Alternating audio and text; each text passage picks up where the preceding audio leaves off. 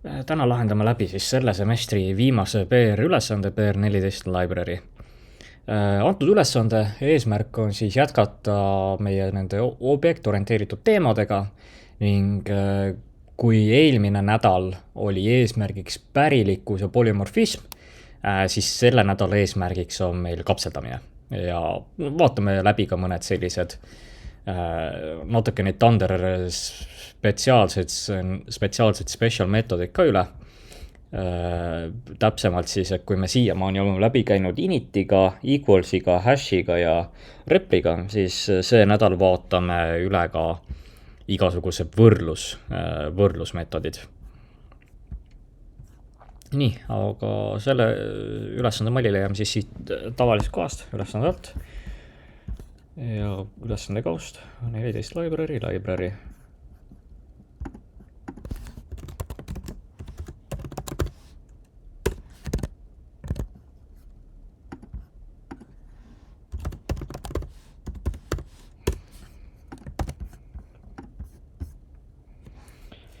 Nii, kus me võiks alustada siis selle ülesandega, et hakkamegi järjest need klassid läbi käima. Classbook esindab ühte raamatut raamatukogus. Sellel bookil peab siis olema meil init, takebook, returnbook, getterid ja siis str. Okei. Nii, mida me kapseldamise all mõtleme? Siis kapseldamine on sisuliselt nähtus, kus me peidame klassi sisemise oleku välise maailma eest ära. Ja kui me tahame välise maailmale hakata näitama midagi, siis selle jaoks me kirjutame eraldi liidesed. Antud juhul siis me peidame need atribuudid ära, mis sellele klassile tekib. Näiteks siin on see self-name ning et selleks, et seda nagu avalikult kätte saada, siis me tekitame liidesed nimega getterid. Hakkamegi nüüd järjest minema, et esiteks self.title võrdub title, et Pythonis, kuidas teha muute privaatseks, on kasutada seda kahte alakriipsu. Sellega indikeerime ära, et see on ainult klassi siseseks kasutuseks mõeldud ning kui üritada seda kuskilt väljaspoolt klassi kätte saada, näiteks võtame siin, meil on see book siin olemas nüüd, book 1 punkt title, jah, ta siin ütleb, et meil nagu oleks selline asi olemas, aga kui me üritame seda näiteks siin printida, siis ta viskab meile errori, ütleb, et raamatul ei ole sellist atribuuti ja tegelikult ta siin suunab meid juba selle getteri suunas.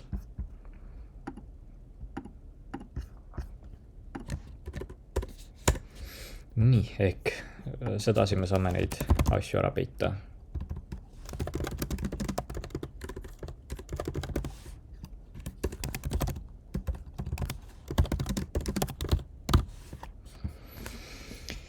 Nii, järgmisena takebook vähendab laenamisel laoseisu ja siin vist oli kuskil, kas see käib nüüd library kohta, okei, see käib ikkagi, nii, raamatute arv laos ei tohiks minna negatiivseks ja siin me peaksime takebooki puhul arvestama ka seda, et see stocki läheks alla nulli. If stock self.stock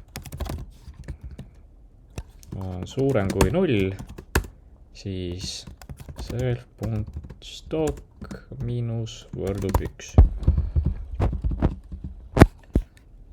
Ja siis return book on täpselt vastupidine. Siin if ei pea panema, siin tegelikult piisab lihtsalt sellest. If self.stock pluss võrdub 1. Nii. Ja nüüd on meil need getterid lihtsalt tagastab meile selles oleku ehk siis return self.title ja return self.stock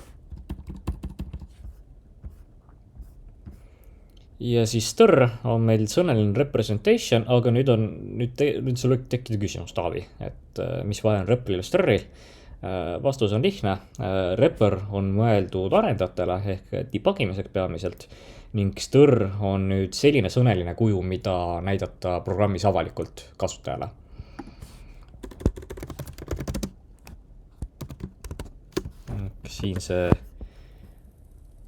siin see formaat peaks selline olema.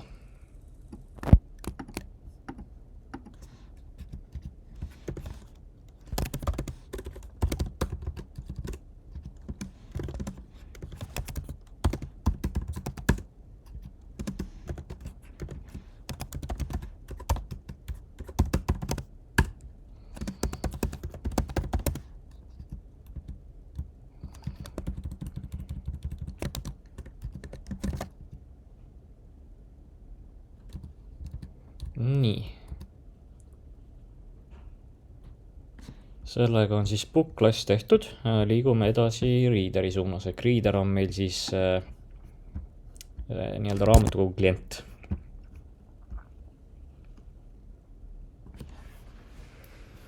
Nii, mis meil siin siis on? Meil on initi peame kirjutama borrow book, return book, siis hulganisti gettereid ja nüüd on meil sellised asjad.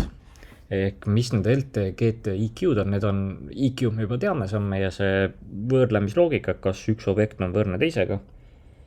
Aga nüüd LT ja GT-ga, ehk siis less than and greater than, me saame sisuliselt lubada klassile nüüd võrdlemisloogikat, ehk siis täpsemalt siis suurem võrdne kui ja väiksem võrdne kui. Mitte suurem võrdne, vaid suurem kui ja väiksem kui.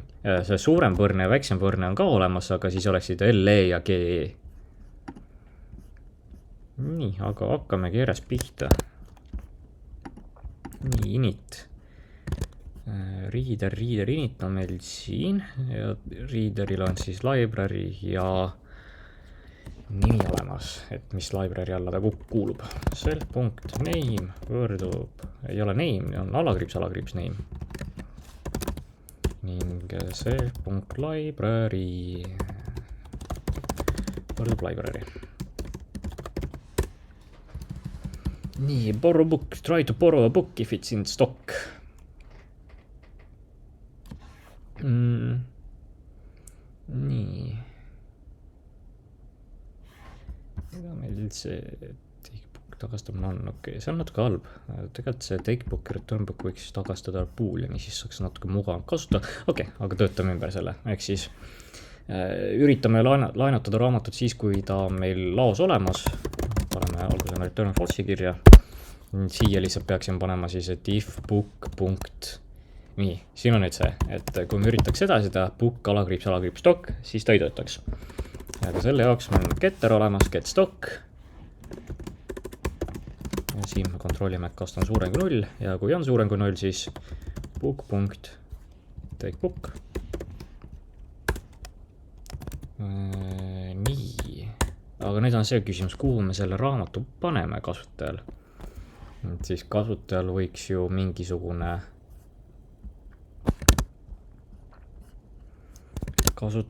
mingi nimekiri ka raamatutest äkki olla, sest kui me vaatame, jah, meil on siin on meil see mingi meetod olemas, listbook, get borrowed books, ehk peaksime kasutajale mingi listi ka tegema. Teeme siia self.borrowed books võrdub tühi list ja nüüd siia lihtsalt paneme selle juurde. Self.borrowed books.append book return true.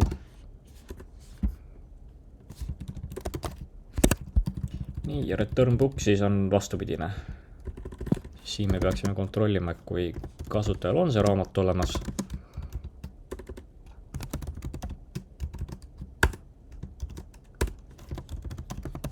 siis me returnime selle ja eemaldame selle raamatuga kasutajalt.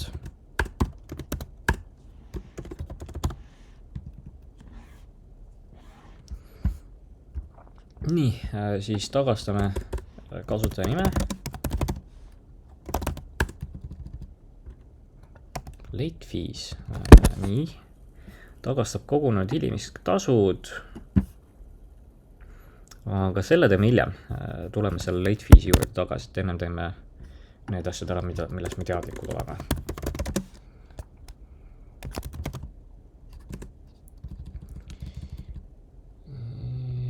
need võrlemised siis võrlevad selle järgi, et need late feed, aga mida me saame juba ette ära teha, me saame, mille juurde me pärast tagasi tuleme seal get late fees juurde tagasi, me tuleme less than, greater than juurde tagasi ja siis teeme seal equals ja stri siin ära praegu. Nii, equalsi puhul esimene asi oli, et if is instance, eks ju, is instance, other reader self.name võrdub other get name.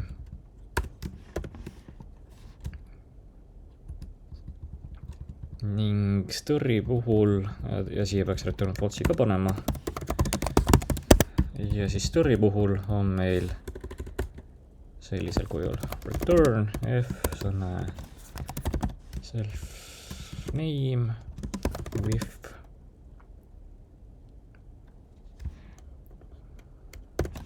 len self.borrowBooks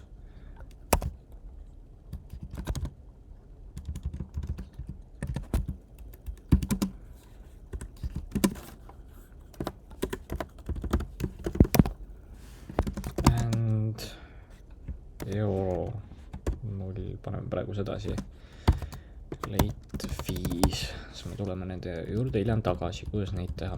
Nii. Ja nüüd liigume library klassi juurde. Mis meil library'ga on? Initialize a new library with name, kas meil siin tegelikult oli ka kirjas või? New library siin, aga siin ei ole nagu midagi kirjas, mida me peaks täpselt tegema. Nii,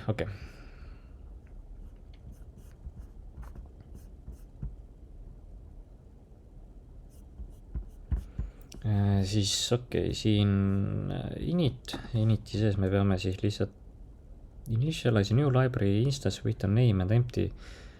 Kus ta meil selle nime sisse võtab? Ta ei võta meil seda nime sisse. See siin on vigane, ma pakun. Meil ei ole seda nime siit kuskilt võtta. Aga mida me saame teha? Self.readers võrdub tühi list. Add reader. If reader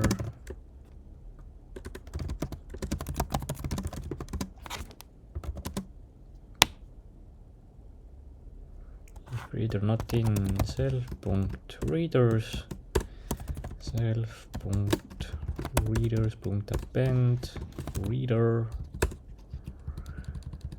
get most owned, siin me peaksime siis kõik What returns a list of readers sorted by the amount they owe in descending order. Siis siin on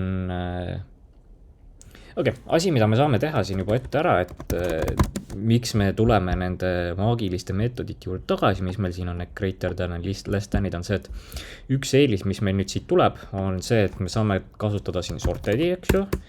Me saame sorted'ile ette anda self.readers'i, aga nüüd asi, mida me ei pea andma, me ei pea talle lambdatega key'd andma, sest ta arvutab selle järjekorra kokku vastavalt nendele meetoditele siin. Nii, ehk siis, aga siin, kuna see oli langevas järjekorras, siis me peame siia reverse true panema. Nii, ja siis kirjutame ka selle calculate late fee, ta on meil staatiline meetod ehk mis see sisuliselt tähendab, see staatiline meetod, ta kuulub küll library klassile, aga ta nüüd kuulub klassile, mitte objektidele, ehk kõik objektid jagavad seda ühte meetodit, on samade andmetega ja on sama loogikaga.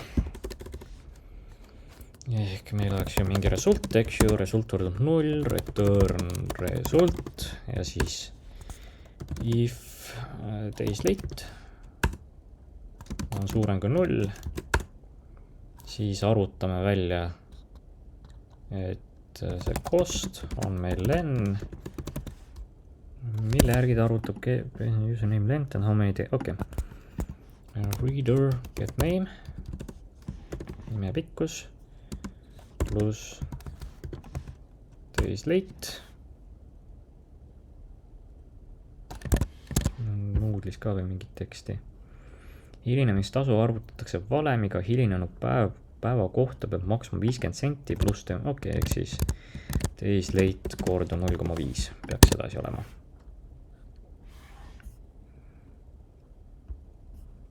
Nii. Ja nüüd kolime tagasi oma siia readeri klassi, et siit võib tuletada seda, et asi, mida me võime teha, on teha muutuja late fee võrdub 0.00. Ja nüüd, kuidas me kirjutame, nüüd get late fees, siia me lihtsalt paneme return self.late fee. Ja nüüd less than, greater than, kuidas me neid arvutame, me neid arvutamegi lihtsalt sedasi, et return self.late fee suurem kui other.get late fees. Ja väiksem kui. Teeme siin copy paste'i, paneme selle teisele ka. Ja siin muudame lihtsalt selle märgi ära. Nii, aga nüüd kuskilt peab see late fee juurde ka tulema. Et siin ma ütleks, et see peaks siis siia return book'i äkki minema. Self.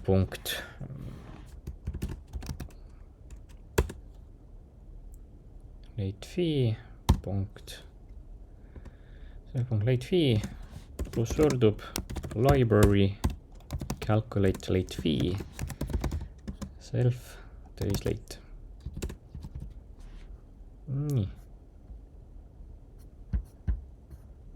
Ja kus meil on nii library ka. Ega see siin ei tohiks jutumärkides olla, see peaks meil olema siin sedasi. Huvitav, miks ta meil siin sedasi on? Need ei ole jutumärkides siin. Need ei ole sõned, need on ju klassid meil.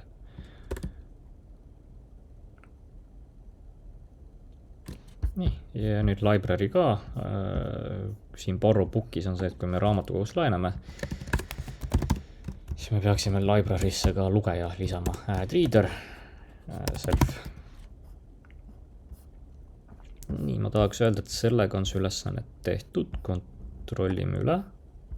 Kood nagu läheb tööle. Queue available, one available.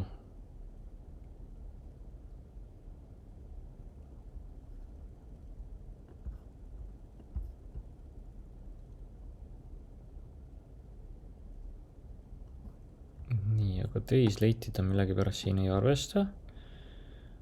Stylistil peaks 6,5 € late feed olema. Mis meil siin toimub? Pluss võrdub. Self late, days late on see. Okei, siin on lihtsalt muuta valesti. Jep, ja nüüd peaks ei ole korras. Days late on suurem kui see. Result.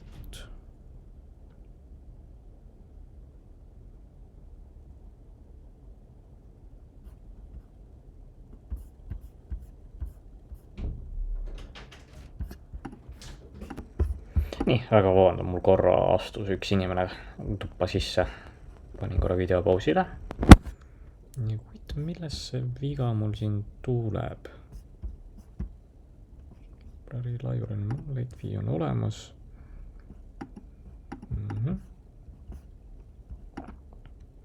Library calculate fee siin nagu peaks korras olema. Siin me võtame readeri nimi. Miks ta ei tööta?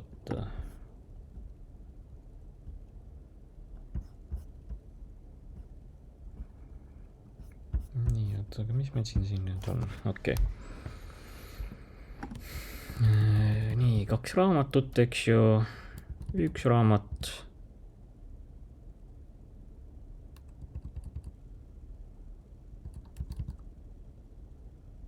Nii, aga kas ta book 1 ja laenas 2 korda.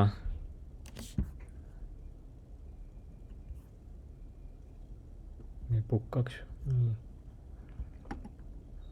Siis me tavastame minu loogika kas siin nagu kuskilt siin tuleb see viga sisse või?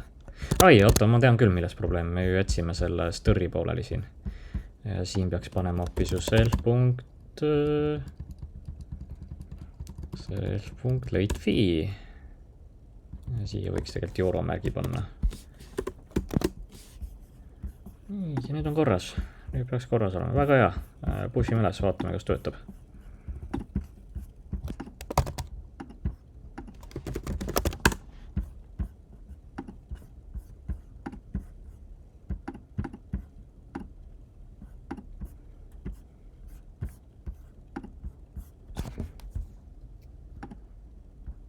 Nii, mis meil siin viga on? Name library is not defined. Ahaa, ja nüüd kas selle pärast oli need jutumärgid siin või?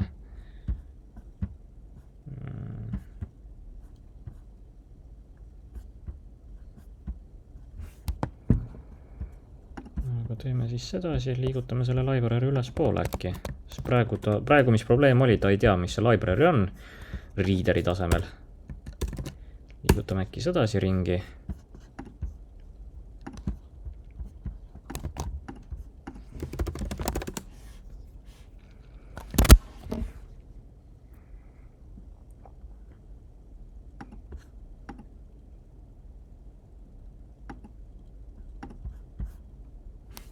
Nüüd ei ole reader defined. Okei, siin me lihtsalt lisame nendele asjadele jutumärgid tagasi, kus meil need olid. Siin ei pea olema, aga siin peavad.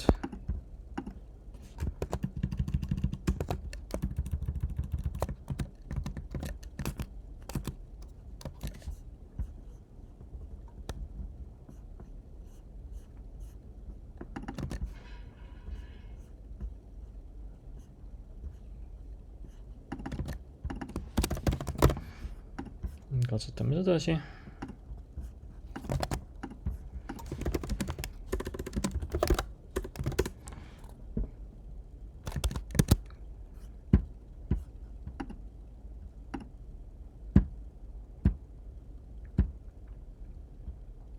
Nii, ja nüüd on ülesanne korras.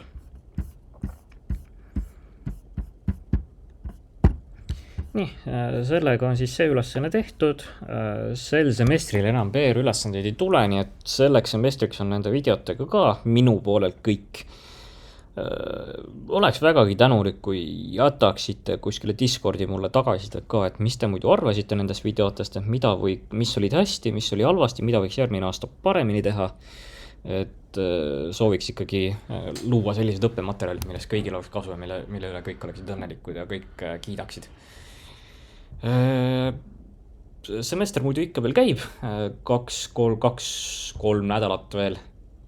Et ehk siis, kui küsimusi on, käige praktikumides, küsige Discordis, kaitske oma ülesandeid. Ning tuletan meelde, et 16 nädala viimasel nädalal on siis ka esmaspäevasel päeval eksam. Et kes sinna on registreerunud, et siis hoidke lihtsalt meeles, et panite ennast sellisele asjale kirja.